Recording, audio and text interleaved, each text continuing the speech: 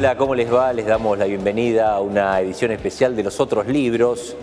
En este caso, desde la Feria del Libro Mar del Plata, Puerto de Lectura, estamos con el autor de Políticas Sociales y Delito Juvenil. Dante Boga, ¿cómo te va? Bienvenido. ¿Qué tal? Muchas gracias por la invitación. Dante, uno puede llegar a afirmar que el delito juvenil se produce por falta de capacitación, por falta de formación, falta de motivaciones. No necesariamente. En realidad, una de las búsquedas que tiene el libro es exactamente tratar de discutir estos ciertos lugares comunes que tiene la agenda de la política social. Este libro es un producto de una investigación en materias de políticas sociales, en donde intentamos justamente derribar estos lugares comunes que se plantean en el terreno educativo, vinculado a cómo la oferta de credenciales educativas permitirían modificar conductas. Especialmente en este caso, el caso de nuestro estudio en este libro, tiene que ver con jóvenes en contexto de encierro.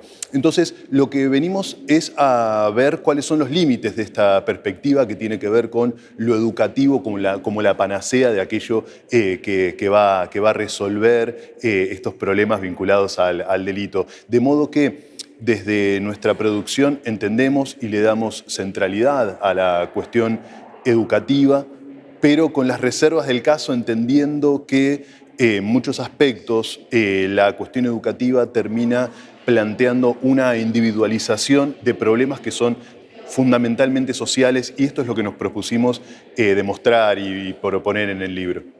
De todas maneras, uno, a ver, quizás sea un prejuicio también, presupone que una persona encerrada busca maneras de, primero, pasar el tiempo y después de proyectar su futuro. Y quizás esa capacitación, esa formación ayuda a esa proyección. Sí, una de las cuestiones que hallamos en esta investigación tenía más que ver con ese último punto que con el lugar que tiene la educación en nuestras culturas modernas y occidentales, sobre todo, que nos vienen a decir, bueno, si alguien se capacita, si alguien posee estas credenciales educativas, se va a poder insertar en el mundo del trabajo. Si bien eso tiene una parte de realidad, en el contexto específico de encierro, el valor central que le daban estos jóvenes cuando eran consultados sobre el valor que le veían a la capacitación, tanto en la escuela formal como en talleres, formación profesional y demás, tenía que ver básicamente con de qué manera se gestiona el tiempo en contexto de encierro, con todo lo que eso implica, con lo difícil que es pasar un día de prisión. Y este tema lo hemos indagado, si bien no era lo central de nuestra propuesta de investigación, apareció como estos hallazgos que uno ve cuando se propone estudiar un campo y ver qué es lo que hay ahí. Y el otro punto que te quería conectar con esta intervención que me haces tiene que ver con cómo esto se vincula con la afectividad hacia las familias, la posibilidad de producir cosas concretas que salen de la institución de encierro, que son un producto acabado y que las familias estas las ponen en sus casas. Eso es algo que se ve y es algo valioso de lo que sucede en todo lo que es capacitación y formación en contexto de encierro. Ahora vamos a volver sobre algunos casos puntuales, Dante, me gustaría abordar en esta charla, pero quiero preguntarte por la teoría del capital humano. He encontrado diferentes referencias en el desarrollo del libro. ¿De qué hablamos cuando mencionamos la teoría del capital humano? Bien, nuestra aproximación a la teoría del capital humano es una aproximación crítica. Tomamos esta categoría para intentar descubrir en qué lugares de la formulación de las políticas sociales estaba presente, aun cuando no era dicho de ese modo, aun cuando no era específicamente planteada como categoría ordenadora. Esta es una categoría que surge de la economía neoclásica en la segunda mitad del siglo XX. Son discípulos de Milton Friedman, aquellos que empezaron a formular esta idea del capital humano. Fundamentalmente Gary Becker es uno de ellos que plantea esta idea que quienes nos formamos, quienes invertimos en un capital que es propio, después esto nos va a reportar necesariamente en el mercado, ¿no? Este es el planteo central de la teoría del capital humano. Los estudios posteriores, sobre todo de la mano del marxismo, vinieron a plantear que, si bien es relevante la cuestión educativa, si bien es relevante la cuestión de cómo fortalecemos nuestras credenciales educativas, hay otras variables de inclusión, exclusión en el mercado de trabajo y fundamentalmente esto se vincula a la etnia, al género, a los territorios que habitamos. Por lo tanto, a un mismo capital humano, es decir, a una misma trayectoria educativa, no se dan las mismas posibilidades de inserción en el mercado de trabajo. Y por otra parte, si bien es un resumen muy acotado el que hice de este planteo, hay un tema central en lo que nos preocupa de esta investigación, que son las políticas sociales, y es cómo las políticas sociales han tomado en su formulación esta idea del capital humano y lo han ido planteando sobre todo desde hace unos 30 años en la región, que se vienen implementando las llamadas políticas de transferencias condicionadas de ingresos, que vienen a decir, bueno, con una mano tenemos que solucionar los problemas de accesos, por lo tanto se realizan transferencias monetarias, pero con la otra mano tenemos que solucionar el problema de la pobreza y ese problema de la pobreza se atiende exclusivamente a través de este fortalecimiento del capital humano.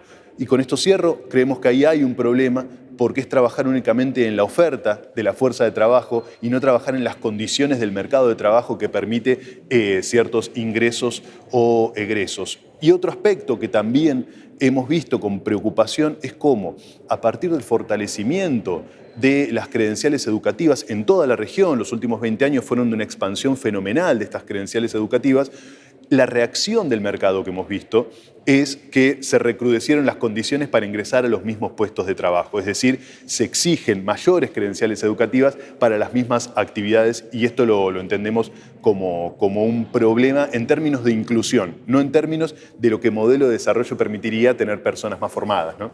Con relación a esta última respuesta y también pensando en la primera de las respuestas que nos diste, ¿genera alguna frustración también en aquellos que por ahí tienen la escuela primaria, la secundaria terminadas y se encuentran en una situación de no encontrar trabajo, inclusive en un ambiente de pobreza? ¿Eso genera una frustración y una actitud negativa hacia la formación, hacia la capacitación?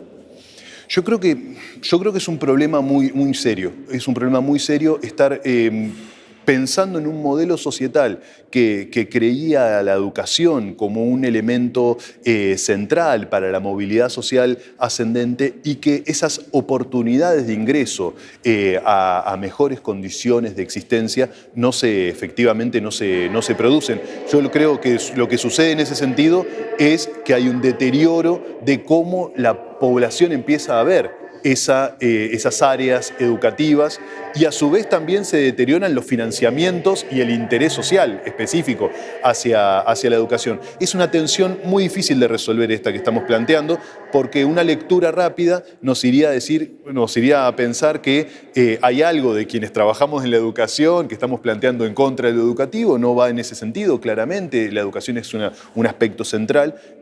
Pero también tenemos que atender qué es lo que sucede en el mercado de trabajo para que no suceda esta frustración de la que vos estás hablando, que claramente produce sujetos que empiezan a ver con descreimiento estas áreas de la formación. Lejos de querer ver algo negativo en la formación o en lo que tiene que ver con la educación, quizás haya que replantear los contenidos de esta educación o los objetivos. Los contenidos, a quienes formamos, para qué los formamos y dónde se van a incluir estas personas que se van formando. Creo que ahí está el eje de discutir en términos de capital humano. Salir de solamente las formaciones individuales y pensar seriamente en, bueno, en dónde se van a incorporar. Hay experiencias relevantes en este sentido. Lo que fueron las formaciones de las escuelas técnicas que permitían accesos al mercado de trabajo son realmente una experiencia que sigue vigente, que ha tenido los embates de los modelos neoliberales de nuestra sociedad, pero que resisten aún como propuesta educativa y que todavía permiten ingresar a ciertos sectores del mercado de trabajo, naturalmente que son elementos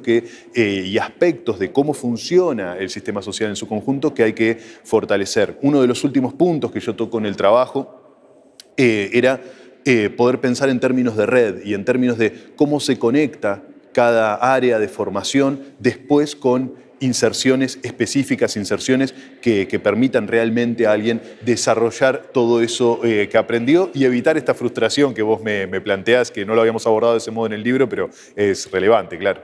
Dante, antes de agradecerte tu participación en esta edición especial de los otros libros, cuando hablamos de formación, pienso en la situación de encierro, quizá también pueda considerarse el deporte, la actividad recreativa. Estoy pensando en el ajedrez, ¿no? Sí. Como una práctica no solo recreativa, sino que le permite al jugador, al eventual jugador, valorizarse, entender que depende de sí mismo, que puede lograr objetivos y que si no le va bien es culpa suya y de nadie más. Uh-huh.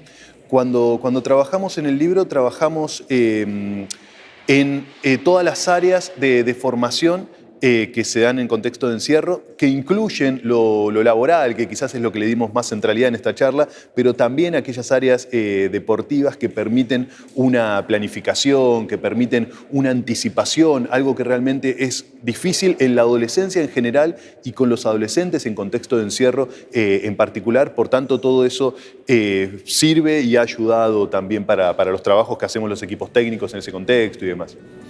Dante, ha sido un gusto tenerte aquí en esta edición especial de los otros libros. Bueno, muchas gracias por la invitación.